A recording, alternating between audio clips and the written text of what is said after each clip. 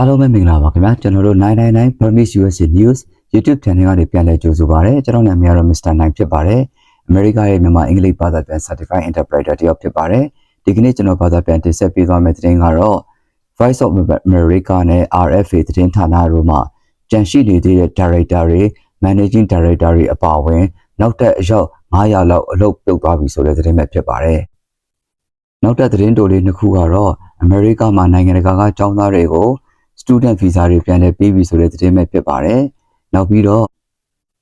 ဂါဇာကပါလက်စတိုင်းအကြမ်းဖက်တွေနဲ့ပူးပေါင်းပြီးအမေရိကတက္ကသိုလ်မှာဆန္ဒပြခဲ့တဲ့ပါလက်စတိုင်းနိုင်ငံသား Green Card ခိုင်ဆောင်ထားသူမိုဟာမက်ခါလီကို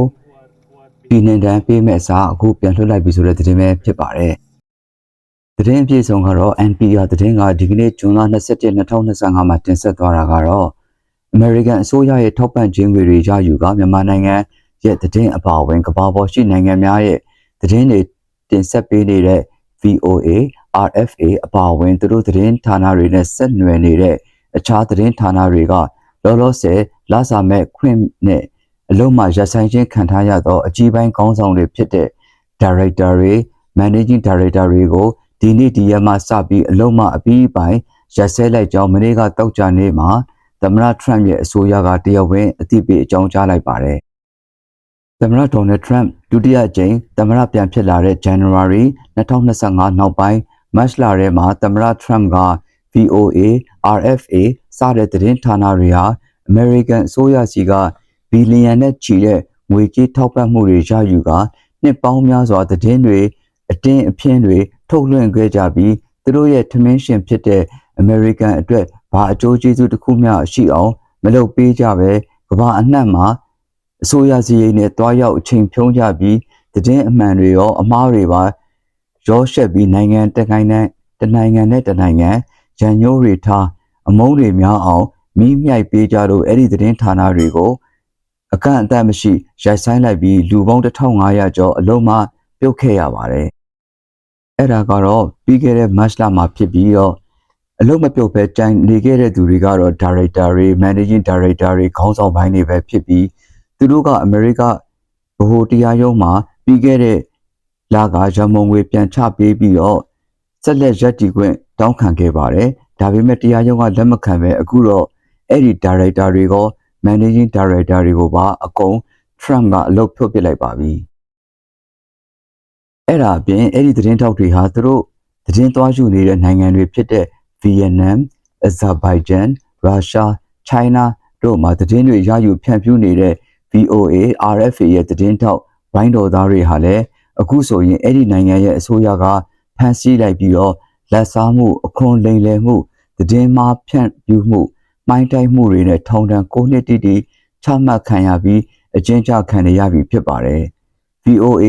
RFA တွေရဲ့ CEO တွေကတော့သူတို့ကိုယ်တိုင်အလုပ်ပြုတ်သွားပြီမဟုတ်လို့ဘာမှမတတ်နိုင်တော့ပါဘူးသမ္မတ Trump ရဲ့အိမ်ဖြူတော်ပြောရေးဆိုခွင့်ရှိသူ Leavitt ကတော့ American ပြည်သူတွေပေးထားတဲ့အခွန်တွေကိုထိုင်စားနေတဲ့သတင်းသမားတွေဒီနေ့ကစပြီးရက်တန်းကရပ်သွားပြီလို့သတင်းစာရှင်းလင်းပွဲပြုလုပ်ပြီးမနေ့ကပြောဆိုသွားပါတယ်နောက်တစ်ခုကမနေ့ကတောက်ကြနေ့ကပဲသမ္မတ Trump ရဲ့အိမ်ဖြူတော်ကအမေရိကမှာပညာလာသင်ခွင့်ဗီဇာတွေကိုပြန်လည်ထုတ်ပေးတော့မယ်ဒါပေမဲ့ဗီဇာလျှောက်ထားသူတွေဟာသူတို့ရဲ့ social media အကောင့်တွေပိတ်ထားတာတွေကိုပြန်လည်ဖွင့်လှစ်ပြီးရှောက်လွှာနဲ့အတူ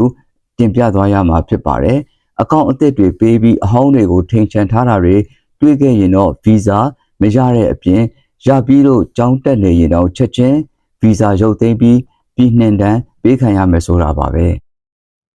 လျှောက်ထားသူတွေရဲ့ social media အကောင့်တွေကိုအဓိကစစ်ဆေးသွားမှာကတော့အရင်ကအမေရိကမှာဖြစ်ပျက်ခဲ့တဲ့ကျောင်းသားတွေတက္ကသိုလ်တွေမှာဆန္ဒပြတာတွေကိုထောက်ခံမှုတွေပါဝင်ပတ်သက်မှုတွေရှိခဲ့သလားအမေရိကန်နိုင်ငံရေးတွေမှာပါဝင်ပတ်သက်ခဲ့ဝေဖန်ခဲ့တာတွေရှိခဲ့လား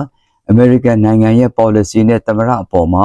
ဝေဖန်ကန့်ကွက်တာတွေရှိလားစသဖြင့်ကျောင်းနဲ့မပတ်သက်တဲ့ကိစ္စတွေမှာပါဝင်ခဲ့တဲ့ဂျာဇဝင်တွေကိုစစ်ဆေးသွားမှာဖြစ်ပါတယ်အဲ့ဒီလိုလုပ်ရတာကတော့အမေရိကန်နိုင်ငံတော်လုံခြုံရေးအတွက်အဓိကထားပြီးလုပ်ရတာဖြစ်ကြောင်းအိမ်ဖြူတော်ကပြောကြားသွားပါတယ် The US is restarting student visa applications for foreigners, but it comes with a big rider.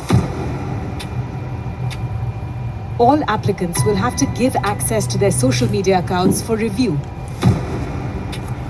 The Trump administration's stand is clear. Applicants who refuse to make their social media accounts public may now face rejection. The US State Department said consular officers will check for posts or messages that appear hostile towards the United States, its government, culture, institution, or founding values. This will add an additional layer of scrutiny to an already lengthy and fairly comprehensive visa process. Put simply, to obtain a student visa, an applicant will have to open The chainမှာပဲ ABC News ကထုတ်ပြန်သွားတာကတော့ America မှာ Green Card ရှိထားပြီးသား Palestine ကျောင်းသား Mahmoud Khalil ကိုတော့ Israel နဲ့ Gaza ကမ်းမြောင်မှာစစ်မဲ့ဖြစ်ပွားတာကို Gaza အကြမ်းဖက်တွေဘက်ကနေပြီးတော့သူဟာထောက်ခံအားပေးပြီးကိုလံဘီယာကတက္ကသိုလ်ကျောင်းသားတွေကိုစီယုံပြီးကျောင်းတွင်းမှာ Palestine ထောက်ခံဆန္ဒပြမှုတွေဖြစ်အောင်ပြုလုပ်မှုနဲ့ ICE အဖွဲ့ကဖမ်းဆီးထိန်းသိမ်းထားပြီးတော့သူ့ကိုပြည်နှင်ဒဏ်ပေးရန်စီစဉ်နေခဲ့ပါတယ်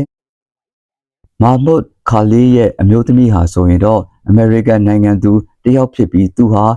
ICE အဖွဲ့ကထိန်းသိမ်းခံရစဉ်သူ့ရဲ့သားကလေးမွေးဖွားခဲ့ပါတယ်။သူဟာ ICE အဖွဲ့ရဲ့ထိန်းသိမ်းရေးစခန်း Louisiana မှာ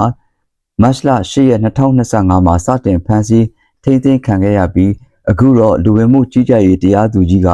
ပြည်နှင်ဒဏ်ကိုရုပ်သိမ်းလိုက်ပြီး ICE ထိန်းသိမ်းရေးစခန်းမှာပြန်လွှတ်လိုက်ပြီးတော့ New York မှာရှိတဲ့မိသားစုကြီးပြန်လာနေပြီဖြစ်ပါတယ်။ကျေးဇူးတင်ပါတယ်ခင်ဗျာ။သတင်းကတော့ဒီလောက်ပါပဲ။နောက်နေ့တွေမှာလည်း America ရဲ့သတင်းအမှန်များကိုစူးစမ်းပြီးတင်ဆက်ပေးသွားမှာဖြစ်လို့ကျွန်တော်တို့ရဲ့999 Burmese USA News YouTube channel လေးကိုကြိုက်နှစ်သက်ခဲ့ရင် like and subscribe လုပ်ပေးခဲ့တာပါ. So please take care of yourself and each other. Bye bye.